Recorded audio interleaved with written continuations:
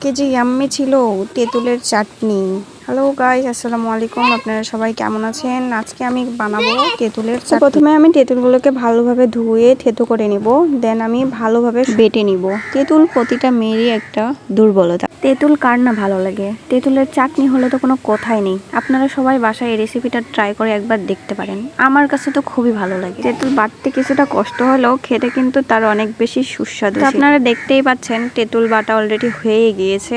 আসলে গাছ থেকে পেরে আনে তেঁতুল চাটনি করে খাওয়ার মজাটাই আলাদা। এবার আমি এখানে এড করব কাঁচামরিচ ও ধনিয়া পাতা। আপনারা ঝালটা আপনাদের স্বাদ মতো দিতে পারেন, তবে আমি একটু ঝাল ঝাল পছন্দ করি, তাই আমি পরে আরেকটু ঝাল এড করেছিলাম। তারপর এটা একই প্রসেসে বেটে নিব। তারপর আমি এখানে স্বাদ মতো লবণ এড করে নিব।